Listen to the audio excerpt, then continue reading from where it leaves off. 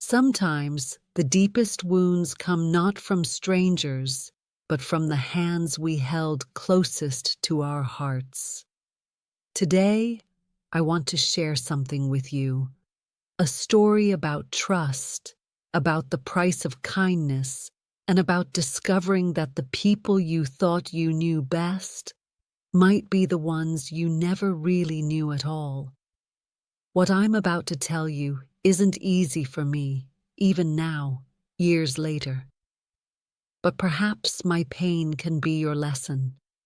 My name is Barbara Coleman, though everyone's always called me Barb.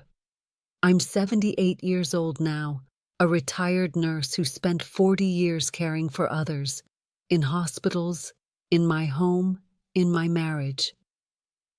I've always believed that caring for people was my calling, my purpose. How ironic that this very instinct would lead me to invite devastation right through my front door. I'm sitting here in my backyard where that old swing chair used to be, the one Gerald and I installed together back in 1981, when our hands were younger and our dreams still felt infinite. It's gone now. I had it removed 2 years ago, along with everything else that reminded me of lies disguised as love. The autumn leaves are dancing across the lawn, the way they have every October for the past 40 years, indifferent to human heartbreak. I've wrapped myself in a blanket, not just against the chill, but against memories that still have the power to freeze me from the inside out. In my lap sits a photo album I should have thrown away long ago. The pictures inside show 3 people smiling at cameras, arms around each other, faces bright with what I thought was genuine affection. There's me with my auburn hair, not yet streaked with gray.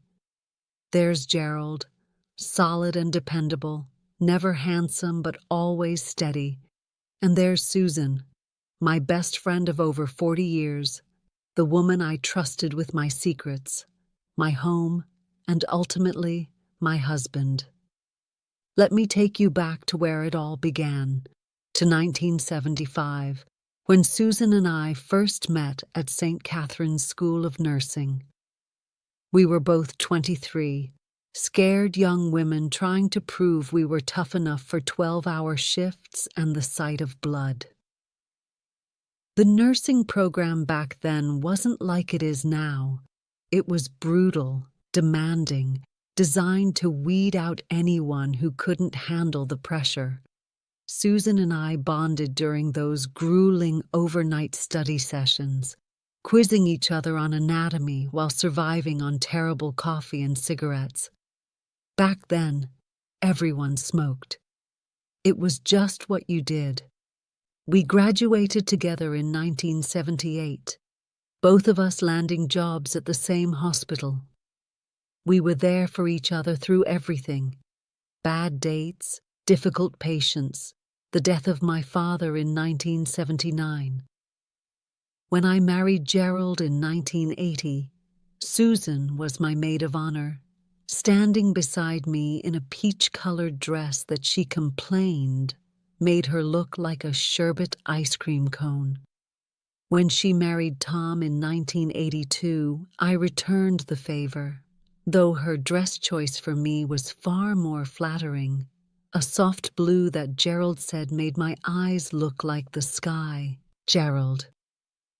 I should tell you about Gerald properly, because understanding him is essential to understanding how this all unraveled. Gerald Miller was a quiet man, the kind who spoke more through actions than words. We met in 1978 at a community dance, one of those innocent events they used to hold at the town hall every Saturday night. He wasn't the best dancer, and he certainly wasn't the most charming man there, but when he asked me for a second dance, there was something solid about him, something that felt like home. He worked at the post office, starting as a mail sorter and eventually becoming a supervisor. For 38 years, He went to that job faithfully, never missing a day unless absolutely necessary. He wasn't romantic in the traditional sense. He never wrote me poetry or surprised me with grand gestures. But he remembered that I loved daisies, and every May when they bloomed, he'd pick a handful on his way home from work. When I worked the night shift at the hospital, which I did frequently in my 30s and 40s, he'd always leave dinner in the oven with a note telling me how to reheat it. His love was quiet, practical, and for 40 years, I never questioned it. Our marriage was what people used to call comfortable. We didn't fight much, didn't have the kind of passionate arguments you see in movies. We raised 2 children, Michael, born in 1982, and Jennifer, born in 1985. We went to PTA meetings together, coached Little League, attended church on Sundays. We weren't wealthy, but we were stable. Gerald's paycheck from the post office and my nursing salary meant we could afford a modest 3-bedroom house with that backyard I mentioned, annual vacations to the beach, and eventually college tuition for both kids. Susan's life took a different path. Her marriage to Tom started showing cracks in the late 90s. He was a salesman who traveled constantly, and the distance, both physical and emotional, grew too wide to bridge. They divorced in 2003, after 21 years of marriage. It was ugly, the kind of divorce that divides assets and friends alike. I stood by Susan, of course. She was my best friend, my sister in every way but blood. Gerald and I invited her over constantly after the divorce, worried about her being alone in that empty house. "You don't have to do this," Susan would say, but I'd wave her concerns away. "Don't be ridiculous. Your family, family." That word tastes like ash in my mouth now. For years, this arrangement worked beautifully. Susan became a fixture at our dinner table, especially after both our children moved away. Michael to California for a tech job in 2008, Jennifer to Texas with her husband in 2010. The 3 of us would play cards on Friday nights, watch old movies, share stories about our nursing shifts. Susan and I had both moved to different hospitals by then, but we still loved swapping tales about difficult doctors and miraculous recoveries. Gerald seemed content with this arrangement. He was never much of a talker, but he'd sit with us, occasionally adding a comment or a dry joke that would make us laugh. Susan would help me in the kitchen, and the 3 of us fell into a rhythm that felt natural, comfortable, safe. Looking back now, I wonder if I was blind or just naive. Probably both. Everything changed in 2018 when my mother had a stroke. She was 89 and had been living independently until that moment, stubborn and fierce right up until her brain betrayed her. After the stroke, she needed constant care, the kind that meant someone had to be there around the clock. As her only child, that someone was me. My mother lived 2 hours away, in the same small town where I'd grown up. The drive wasn't terrible, but it meant I couldn't be home with Gerald.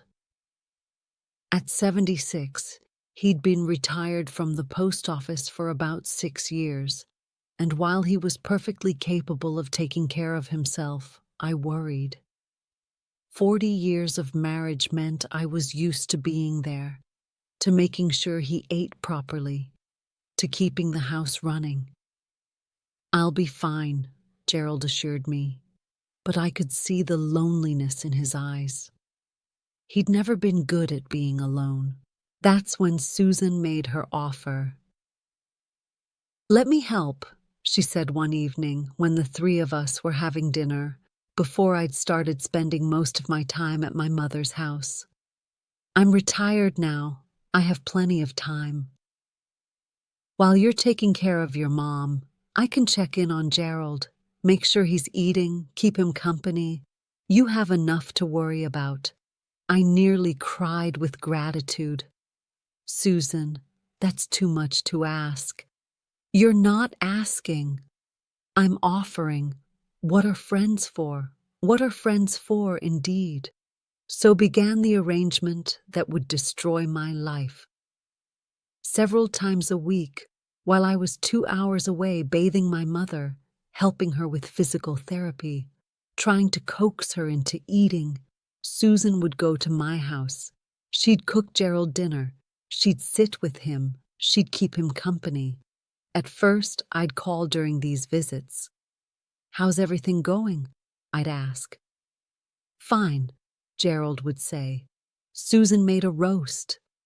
It's good. Tell her thank you from me." "I will." Brief conversations. Nothing unusual. Gerald had never been chatty on the phone. I thought nothing of it. But over the following months, I started noticing changes. Small things at first. Gerald began caring about his appearance in a way he never had before.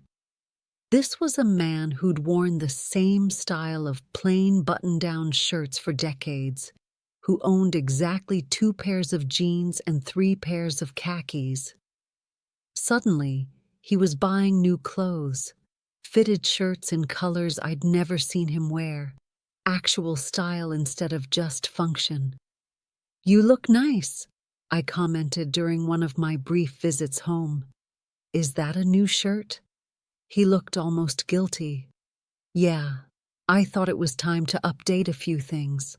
"Well, it suits you." I meant it. At 76, Gerald looked better than he had in years. He'd started using cologne, nothing heavy, just a light aftershave that made him smell fresh and alert. He'd gotten a better haircut. He seemed energized, alive in a way I hadn't seen since before his retirement. I was happy about it, initially. I thought maybe having Susan around was good for him, giving him someone to talk to, breaking up the monotony of his days. I thought perhaps he was taking better care of himself because Susan was checking in and he didn't want to seem like a helpless old man. God, I was such a fool. His phone became another clue I should have caught sooner. Gerald had never been much for technology. He'd resisted getting a cell phone until 2010, and even then, he barely used it. But suddenly, his phone was constantly buzzing with text messages. He'd glance at it, a small smile crossing his face, then quickly pocket it. "Everything okay?" I'd ask. "Just some of the guys from work planning a get-together," he'd say. Or, "Just Susan checking in." It seemed plausible. Gerald had worked at the post office for 38 years. He had plenty of friends there. And of course Susan would text him. That was the whole point, wasn't it? She was checking on him for me. The truth was hiding in plain sight, dressed up in reasonable explanations and my own desperate need to believe that everything was fine. My mother's condition stabilized somewhat by early 2019. She would never fully recover. The stroke had stolen her ability to walk unassisted and clouded her memory. But we'd established a routine with home health aides that meant I didn't need to be there quite as constantly. I could start coming home more frequently, staying for longer stretches. It was during one of these return trips that my world shattered. It was a Thursday afternoon in April 2019. Spring had just begun painting the world green again after a long winter. I'd planned to stay at my mother's until Friday, but her aide called that morning to say my mother was having a particularly good day and suggested I take the opportunity to go home, spend some time with Gerald. "You need rest, too," she said kindly. I decided to surprise him.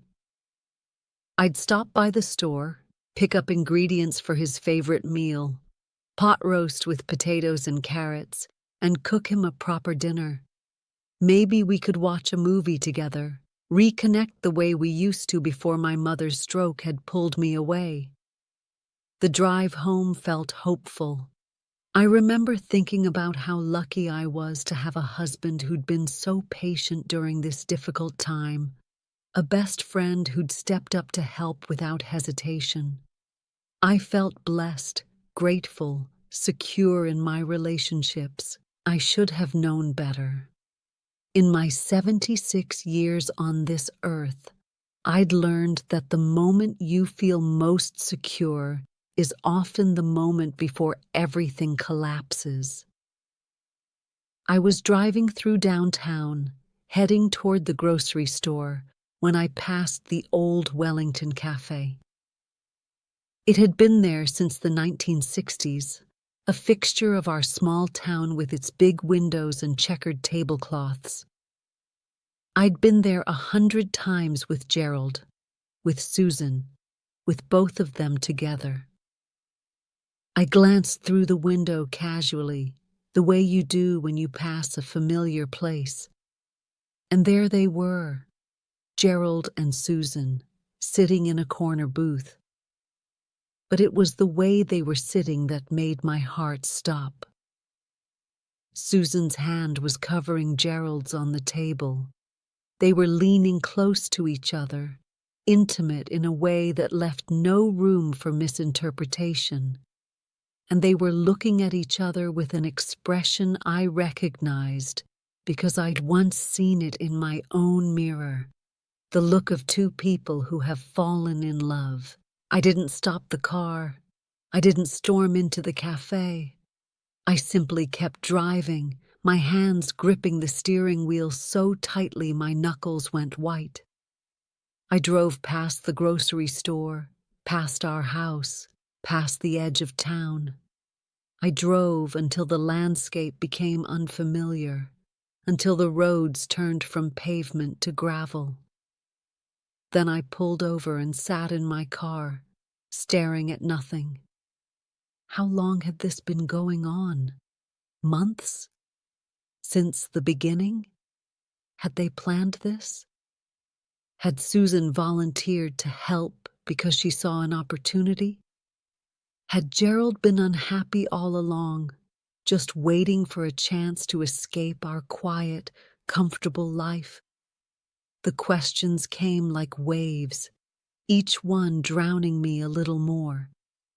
I thought about every dinner Susan had cooked for him, every hour they'd spent alone together while I was caring for my dying mother. I thought about Gerald's new clothes, his cologne, his constant texting. I thought about how happy he'd seemed lately, how energized. He hadn't been taking better care of himself for me. He'd been doing it for her. I don't know how long I sat in that car. Eventually, the sun started setting, and I knew I had to go home. I had to face this. I had to hear the truth, even though part of me wanted to stay in that car forever, suspended in the moment before confirmation when I could still pretend I'd misunderstood what I saw. I drove back to our house, the one Gerald and I had bought in 1983, where we'd raised our children, where we'd built what I thought was a life of trust and partnership. I parked in the driveway and sat there for another 10 minutes, watching the light in the living room window, knowing Gerald was inside. Finally, I went in. Gerald was on the couch watching television. He looked up when I entered, surprised but pleased. "Barb, I thought you weren't coming home until tomorrow." Mom's doing well, I said, my voice sounding strange to my own ears. I decided to come back early. That's great! Are you hungry? I can make us some. I saw you today, I interrupted. At Wellington's, with Susan. The color drained from his face. For a moment he looked like he might deny it, but something in my expression must have told him there was no point. His shoulders sagged. Barb, I can explain. Can you? I sat down in the chair across from him, maintaining distance. Can you really explain why my husband and my best friend were holding hands in a cafe while I was taking care of my dying mother? It's not what you think. What do I think, Gerald? Tell me. What do I think? He was quiet for a long moment. Then, in a voice barely above a whisper, he said, It just happened. We didn't plan it. Those words. It just happened. As if 40 years of marriage could be undone by accident. As if betrayal was something that just fell from the sky like rain. How long? I asked. Barb. How long, Gerald? 6 months, he admitted. Maybe 7. 7 months. While I'd been bathing my mother. While I'd been calling him every night to check in. While I'd been grateful to Susan for keeping him company. 7 months of lies, of secret texts, of stolen moments. Do you love her? I asked, and I hated how my voice cracked on that question. He looked at me then, really looked at me, and I saw something in his eyes I'd never seen before. Guilt, yes. Shame, certainly. But also something that looked like defiance. I don't know, he said. Maybe. Barb, you and I, we've been together so long we've become roommates. We don't talk anymore, not really. We don't what? We don't have passion? We're in our 70s, Gerald. What did you expect? I expected to feel alive, he shot back. And there it was, the real truth underneath the guilt. Susan makes me feel alive. When I'm with her, I'm not just the boring retired mailman. I'm interesting. I matter. You mattered to me, I said quietly. For 40 years you mattered to me. He started crying then, which made it worse somehow. I know, I'm sorry. I never meant for this to happen. But Susan understands me in a way. Susan was my best friend. The past tense hung in the air between us.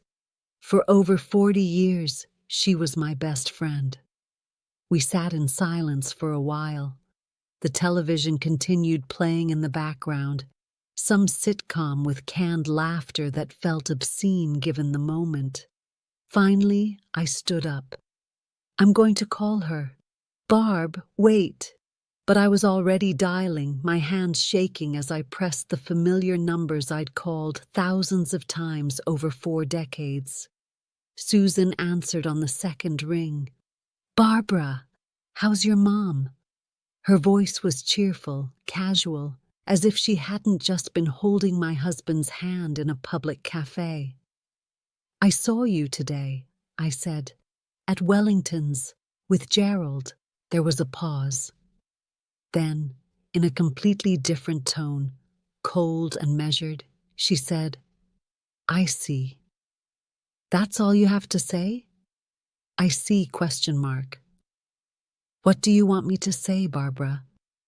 The casualness of her response stunned me.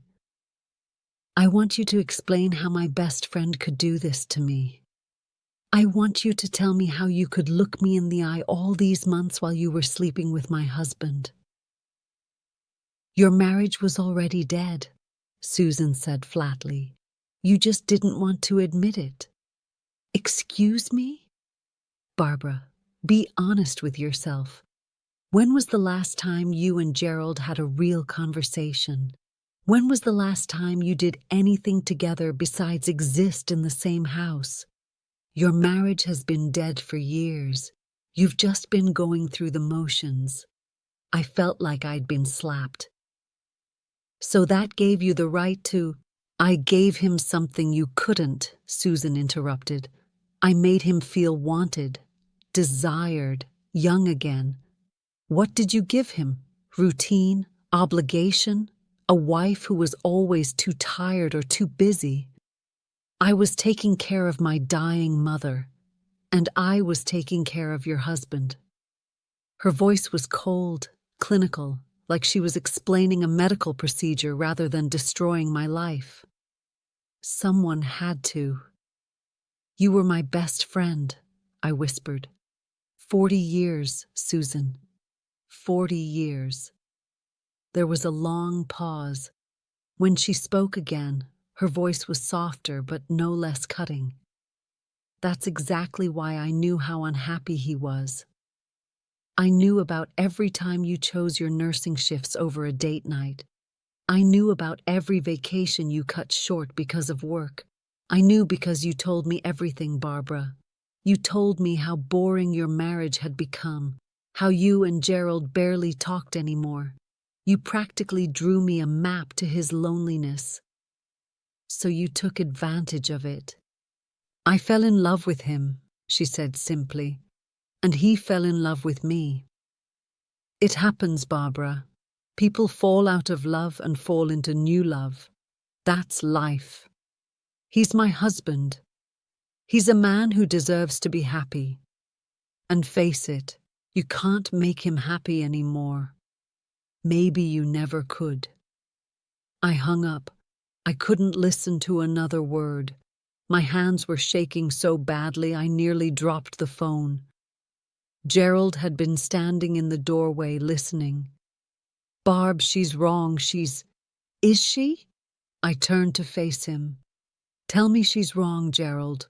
Tell me our marriage wasn't dead. Tell me you were happy. He opened his mouth, then closed it again. And in that silence, I had my answer. The next few days were a blur. I moved into the guest bedroom.